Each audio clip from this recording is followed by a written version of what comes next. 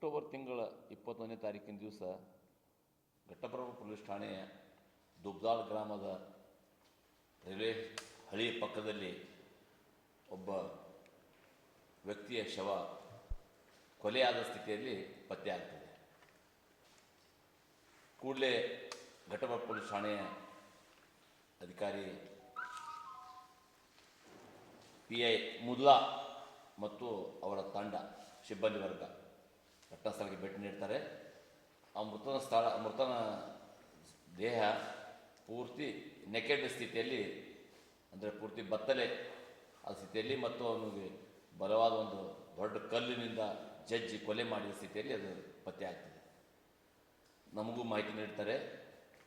ಶವವನ್ನು ಯಾರ್ದು ಅಂತ ಗೊತ್ತಾಗೋದಿಲ್ಲ ಮತ್ತು ಸುತ್ತಮುತ್ತ ಅವನೇಲೆ ಯಾವುದೇ ಬಟ್ಟೆ ಬರೆಗಳು ಯಾವುದೂ ಇರೋದಿಲ್ಲ.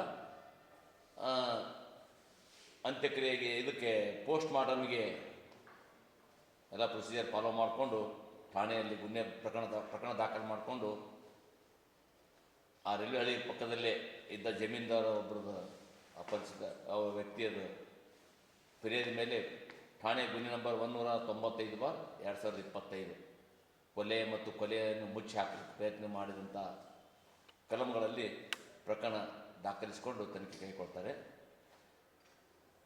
ಅವಾಗ ನಾವು ಮುಲ್ಲಾ ಅವರಿಗೆ ಒಂದು ಸಲಹೆ ನೀಡ್ತೇನೆ ನಾನೇ. ಆ ವ್ಯಕ್ತಿ ಅಪರಿಚಿತ ವ್ಯಕ್ತಿಯಾಗಿರೋದ್ರಿಂದ ನಮ್ಮಲ್ಲಿ ಒಂದು ಪ್ರೊಸೀಜರ್ ಏನಿದೆ ಅಂದರೆ, ಯಾವುದೇ ವ್ಯಕ್ತಿ ಅಪರಿಚಿತ ವ್ಯಕ್ತಿ ಇದು ಎಲ್ಲಿಯಾದರೂ ಸುಳಿವು ಸಿಗಬೇಕು ಮತ್ತು ಅವನ ಮುಂದೆ ಪತ್ತೆ ಆಗಬೇಕಾದ್ರೆ ಸರಳವಾದ ಮಾರ್ಗ ಅಂದರೆ ಅವನ ಫಿಂಗರ್ ಪ್ರಿಂಟ್ಗಳನ್ನು ತೆಗೆದುಕೊಳ್ಳೋದು. ಫಿಂಗರ್ ಪ್ರಿಂಟ್ ಅಥವಾ ಆ ಮೃತ ವ್ಯಕ್ತಿಯ ಫಿಂಗರ್ ಪ್ರಿಂಟ್ ತಗೊಂಡು ನಾವು ಇಟ್ಕೋತೀವಿ.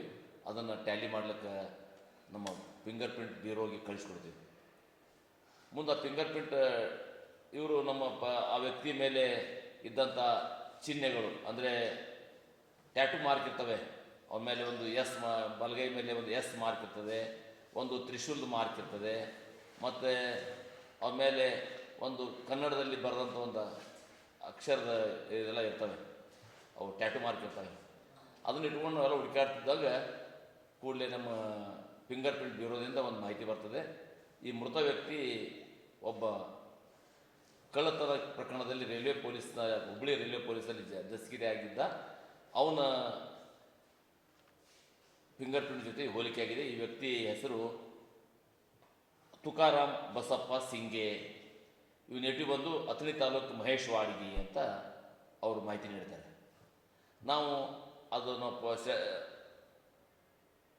ಮೃತನ ಫೋಟೋ ಜೊತೆ ಹೋಲಿಕೆ ಮಾಡಿ ನಾವು ಅಥಣಿ ತಾಲೂಕಿನ ಮಹೇಶ್ವಾಡಿ ಗ್ರಾಮಕ್ಕೆ ಭೇಟಿ ನೀಡಿ ಆ ವ್ಯಕ್ತಿಯ ಮನೆಯಲ್ಲಿ ವಿಚಾರ ಮಾಡಿದಾಗ, ಹೌದು ಈತ ತುಕಾರಾಮ್ ಬಸಪ್ಪ ಸಿಂಗೆ, ಅವನ ವಯಸ್ಸು 32 ವರ್ಷ, ಇವನು ಮನೆ ಬಿಟ್ಟು ಹೋಗಿದ್ದಾನೆ ಮತ್ತು ಇವನು ಹುಟ್ಟಿ ಬೆಳೆದು ಇದೇ ಊರು ಆದರೂ ಸಹಿತ ಹುಟ್ಟಿ ಎಲ್ಲ ಬೆಳೆದದ್ದು ಅವ್ರ ಮಾವನ ಮನೆ ರಾಯಬಾಗ್ ತಾಲೂಕಿನ ಬೊಮ್ಮನಾಳ ಗ್ರಾಮದಲ್ಲಿ, ಅಲ್ಲೇ ಶಾಲೆ ಕಲಿತು ಅಲ್ಲೇ ಬಿಟ್ಟು ಬೆಳೆದಿದ್ದಾನೆ. ಈಗ ರೈಲ್ವೇದಲ್ಲಿ ಅಲ್ಲಿ ಇಲ್ಲಿ ತಿರುಗಾಡ್ಕೊಂಡು ಇರ್ತಾನೆ ಅಂತ ನಮಗೆ ಮಾಹಿತಿ ಗೊತ್ತಾಗ್ತದೆ. ಇದ್ರ ಮೇಲೆ ಆಧಾರದ ಮೇಲೆ ರೈಲ್ವೆ ಹಳಿಗೆ ಹೋಗ್ಬಿಟ್ಟು ನಾವೆಲ್ಲ ವಿಚಾರ ಮಾಡಿದಾಗ ಮತ್ತು ಅವನ ಫೋಟೋಗಳನ್ನೆಲ್ಲ ಅಲ್ಲಿ ನಾವು ಕಲೆಕ್ಟ್ ಮಾಡ್ತೀವಿ. ಆ ಫೋಟೋ ಆಧಾರದ ಮೇಲೆ ಘಟ್ಟಪ್ರಭಾದಲ್ಲಿ ಎಲ್ಲಿಯಾದರೂ ಒಂದು ಫೋಟೋ ಹಾಯ್ದಾಡೋದು ತಿರುಗಾಡೋದು ಇದೆ ಅನ್ನೋದು ನೋಡಿದಾಗ ಘಟ್ಟಪ್ರಭಾ ವೈನ್ ಶಾಪದಲ್ಲಿ ಆತ ಸೆರೆ ಕೊಡಲಿಕ್ಕೆ ಆ ಕೊಲೆ ಆದ ಹಿಂದಿನ ದಿವಸ ಸಾಯಂಕಾಲ ಸೆರೆ ಕೊಡಲಿಕ್ಕೆ ಬಂದಿರ್ತಾನೆ ಒಂದು ವೈನ್ ಶಾಪಿಗೆ. ಅವನ ಜೊತೆ ಇನ್ನೊಬ್ಬ ವ್ಯಕ್ತಿ ಇರ್ತಾನೆ. ಆ ಫುಟೇಜ್ಗಳನ್ನು ನೋಡಿದಾಗ ಆ ವ್ಯಕ್ತಿ ಯಾರು ಅಂತ ನಾವು ಪರಿಶೀಲನೆ ಮಾಡ್ಕೊಂತ ಹೋದಾಗ ಆ ವ್ಯಕ್ತಿಯನ್ನು ನಾವು ಪರಿಶೀಲನೆ ಮಾಡಬೇಕು ಅಂತ ಮಾಡಿದಾಗ ಎಲ್ಲ ರೈಲ್ವೆ ಸ್ಟೇಷನ್ಗಳಲ್ಲಿ ರೈಲ್ವೆ ಸ್ಟೇಷನ್ನಲ್ಲಿ ಅಫೆಂಡರ್ ಮಾಡ್ತಿದ್ದ ಮೃತ ವ್ಯಕ್ತಿ ಅಂದರೆ ಅವನ ಸಹಚರನು ಅವನು ಅದೇ ವ್ಯಕ್ತಿ ಇರ್ಬೋದು ಅಂತೇಳಿ ನಾವು ಎಲ್ಲ ರೈಲ್ವೆ ಸ್ಟೇಷನ್ಗಳಲ್ಲಿ ನಾವು ಮಿರಜ್, ಹುಬ್ಬಳ್ಳಿ, ಧಾರವಾಡ ಮತ್ತು ಈ ಕಡೆ ಗೋವಾ, ಪೂನಾ ಕಡೆ ಎಲ್ಲ ವಿಚಾರ ಮಾಡಿದಾಗ ಮಿರಜ್ದಲ್ಲಿ ಒಬ್ಬ ವ್ಯಕ್ತಿ ಆರಿಫ್ ಅನ್ನೋ ಅವನು ರೈಲ್ವೇದಲ್ಲೇ ಈ ಬಾಟ್ಲಿ ಆಯೋದು, ಈ ಪ್ಲಾಸ್ಟಿಕ್ ಆಯೋದು ಕೆಲಸ ಮಾಡುವಂಥ ಒಬ್ಬ ಆರಿಫ್ ವ್ಯಕ್ತಿ ಸಿಗ್ತಾನೆ. ಅವನಿಗೆ ಈ ಫೋಟೋ ತೋರಿಸಿದಾಗ ಇವನ ಹೆಸರು, ಈ ವ್ಯಕ್ತಿ ಜೊತೆ ಇದ್ದ ವ್ಯಕ್ತಿ ಹೆಸರು Pradeep alias Santosh son of Babu Naik ಅಂತ ಗೊತ್ತಾಗ್ತದೆ. ಇವನು ಇಲ್ಲೇ ರೈಲ್ವೇದಲ್ಲಿ ಇವನು ಪ್ಲಾಸ್ಟಿಕ್ ಹಾಯ್ಕೊಂತ ತಿರುಗಾಡ್ಕೊಂತಿರ್ತಾನೆ. ಇವ್ರ ಜೊತೆ ಒಬ್ಬ ಹೆಣ್ಮಗಳು ಇರ್ತಾಳೆ. ಒಬ್ಬ ಹೆಣ್ಮಗಳ ಜೊತೆ ಇವನು ಸಹವಾಸ ಮಾಡಿದ್ದಾನೆ. ಅವಳು ಹೆಸರು ಅಶ್ವಿನಿ ವಾಗ್ಮೋರೆ ಅನ್ನೋಳು ಮತ್ತು ಅವನು ಕೂಡಿ ಒಟ್ಟಿಗೆ ಇರ್ತಾನೆ. ಯಾವಾಗಲೂ ನಾನು ನೋಡಿದ್ದೀನಿ ಇವನಿಗೆ ಅಂತ ಅವನು ಆರಿಫ್ ಅನ್ನೋನು ನಮಗೆ ಮಿರಜ್ದಲ್ಲಿ ಹೇಳ್ತಾನೆ. ಅವನು ಒಂದೇ ಕಡೆ ಇರಲಾರಂಥ ಈ ವ್ಯಕ್ತಿ ಯಾರು, ಈ ಪ್ರದೀಪ್ ಬಾಬು ನಾಯ್ಕ್, ಪ್ರದೀಪ್ ಅಲಿಯಾ ಸಂತೋಷ್ ಬಾಬು ನಾಯ್ಕ್ ಏನಲ್ಲ, ನೀವು ಒಂದೇ ಕಡೆ ಇರೋದಿಲ್ಲ. ಈ ಕಡೆ ಗೋವಾ ಕಡೆ ಹೋಗ್ತಾನೆ, ಪುಣಾ ಕಡೆ ಹೋಗ್ತಾನೆ, ಮಿರಜ್ ಕಡೆ ಹೋಗ್ತಾನೆ, ಆಮೇಲೆ ಹುಬ್ಳಿ ಧಾರವಾಡ ಕಡೆ ತಿರುಗಾಡ್ತಾನೆ, ರೈಲ್ವೆದಲ್ಲೇ ತಿರುಗಾಡ್ತಾನೆ ಇವನು ಅಂದ ಗೊತ್ತಾಗ್ಬಿಡ್ತಾ ಒಂದು. ಆವಾಗ ಇವು ನೇಟಿವ್ ಯಾವುದು ಅಂತ ನಾವು ಪತ್ತೆ ಮಾಡಿದಾಗ ಅವನು ನಮ್ಮ ಚಿಕ್ಕೋಡಿ ತಾಲೂಕಿನ ಶಮ್ನೆವಾಡಿ ಗ್ರಾಮದವನು ಅಂತ ಗೊತ್ತಾಗ್ತದೆ. ಅವನ ವಯಸ್ಸು ಅವನ ವಯಸ್ಸು 35 ವರ್ಷ. ಅವನು ಮದುವೆ ಆಗಿಲ್ಲ, ಬಟ್ ಆ ಹೆಣ್ಮಗಳ ಜೊತೆ ಸಹವಾಸ ಮಾಡ್ಕೊಂಡು ಹೆಣ್ಮಗಳ ಜೊತೆ ಇರ್ತಾನ ಅಂತ ಗೊತ್ತಾಗ್ತದೆ. ಅವನ ಬಗ್ಗೆ ಮಾಹಿತಿ ನೀಡ್ಲಿಕ್ಕೆ ಮತ್ತು ಎಲ್ಲರಿ ಕಂಡ್ರೆ ತಿಳಿಸ್ಲಿಕ್ಕೆ ಅವನಿಗೊಂದು ವ್ಯವಸ್ಥೆ ಮಾಡಿ ಮತ್ತು ಅವನಿಗೆ ಸ್ವಲ್ಪ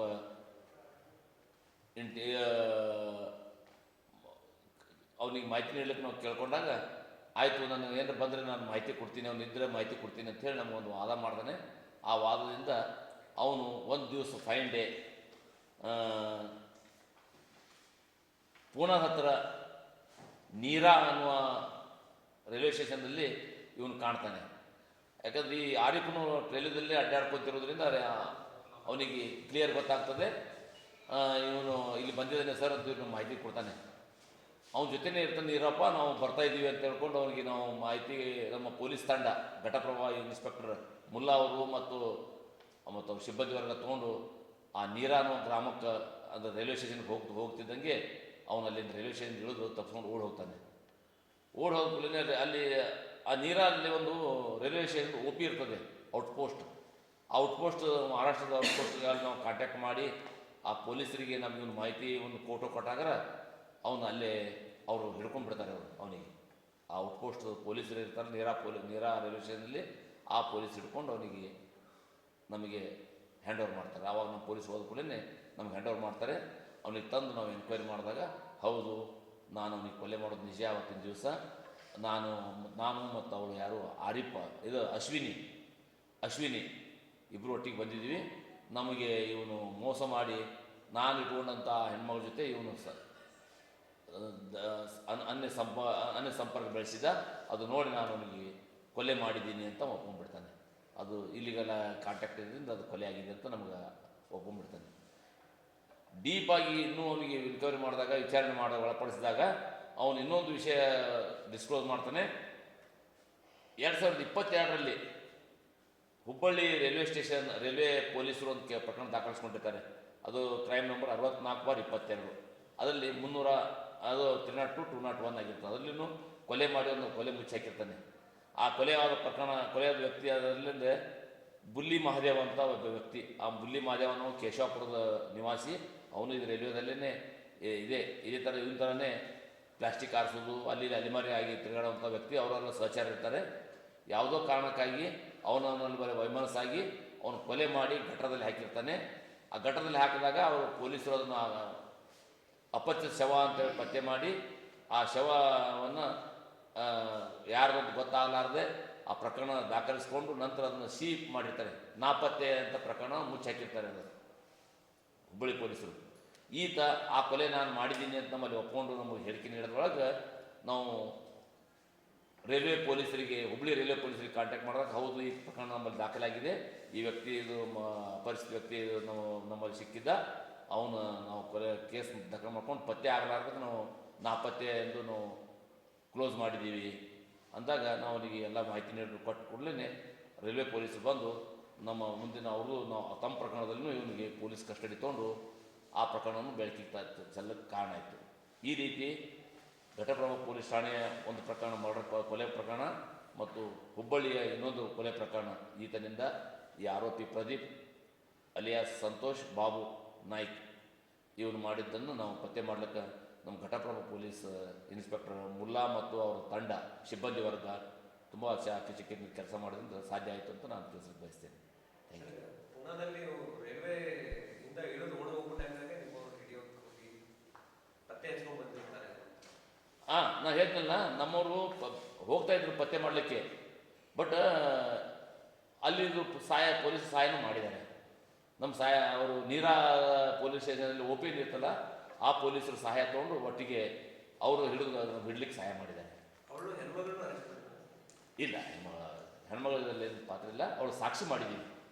ಯಾಕೆಂದರೆ ಅವಳು ನಮಗೆ ಈ ನಿರ್ಜನವಾದ ಪ್ರದೇಶದಲ್ಲಾಗಿರೋದ್ರಿಂದ ಸಾಕ್ಷಿಗಳು ಭಾಳ ಇಂಪಾರ್ಟೆಂಟ್. ನಾವು ಕೊಲೆ ಪ್ರಕರಣದಲ್ಲಿ ನಾವು ಕೊಲೆ ಪ್ರಕರಣ ಭೇದಿಸೋದು ಅಷ್ಟೇ ಮುಖ್ಯನೋ, ನ್ಯಾಯಾಲಯಕ್ಕೆ ಸಾಕ್ಷಿ ಹೇಳಬೇಕಲ್ಲ. ಹಾಗಾಗಿ ಅವಳು ಸಾಕ್ಷಿ ಬಲವಾದ ಸಾಕ್ಷಿ, ಪ್ರತ್ಯಕ್ಷ ಸಾಕ್ಷಿ ಆಗ್ತಾಳೆ ಮತ್ತು ನ್ಯಾಯಾಧೀಶರ ಮುಂದೆ ಹಾಜರುಪಡಿಸಿ. ಘಟನೆ ಆದಿನ ಇಲ್ಲ ಸರ್ ಅವರು. ಅವಳಿದ್ದಳಲ್ಲ, ಘಟನೆ ಆದ ಸಂದರ್ಭ ಅವಳಿದ್ದಳು. ಹಾಗಾಗಿ ಅವಳನ್ನ ಬಲವಾದ ಸಾಕ್ಷಿ ಅಂತ ನಾವು ಪರಿಗಣಿಸಿ ನ್ಯಾಯಾಲಯಕ್ಕೆ ಅವಳು 164ದಲ್ಲಿ ಅವಳು ದಾಖಲೆ ಹೇಳಿಕೆಯನ್ನು ನ್ಯಾಯಾಧೀಶರ ಮುಂದೆ ದಾಖಲಿಸಿದ್ವಿ. ಅದು ನಮ್ಮ ಬಲವಾದ ಸಾಕ್ಷಿ ಆಗಿದೆ. ಅಂದ್ರೆ ಬೆತ್ತಲೆ ಮಾಡೋದಂತಂದ್ರೆ ಗುರುತು ಸಿಗಬಾರ್ದು ಅಥವಾ ನಿಮ್ಗೆ ಸುಳಿವು ಸಿಗಬಾರ್ದು ಅಂತ.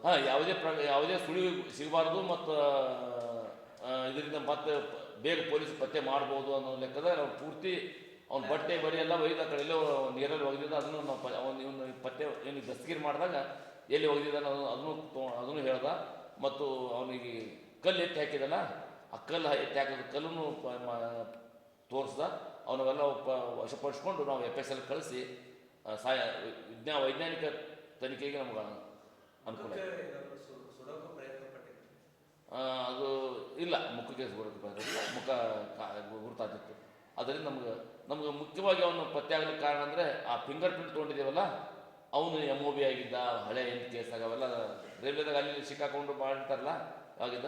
ಮತ್ತು ಈ ಆರೋಪಿನೂ ನಮ್ಗೆ ಇವನೊಬ್ಬ MOBನೇ ಇದ್ದ. ನಿಪ್ಪಾಣಿ ಪೊಲೀಸ್ ಠಾಣೆಯಲ್ಲಿ ಇವನು MOB ಇದ್ದಾನೆ. ಯಾರು ಪ್ರದೀಪ್ ಸಂತೋಷ್ ಬಾಬು ನಾಯ್ಕ, ಇವನು MOBನೇ. ಅಲ್ಲಿ ಕಳ್ತಾನೆ ಸರ್. ಅವನು ಕಳ್ಳತನ ಕೇಸಲ್ಲಿ ಈ ನಮ್ಮಲ್ಲಿ ಫಿಂಗರ್ ಪ್ರಿಂಟ್ ನಾವು ಯಾವುದೇ ಕಳ್ಳತನ ಪ್ರಕರಣದಲ್ಲಿ ದಸ್ತಗಿರಿ ಮಾಡಿದೆವು ಅಂದ್ರೆ ಅವ್ರದ್ದು ನಾವು ಫಿಂಗರ್ ಪ್ರಿಂಟ್ ನಾವು ಕಲೆಕ್ಟ್ ಮಾಡಿರ್ತೀವಿ.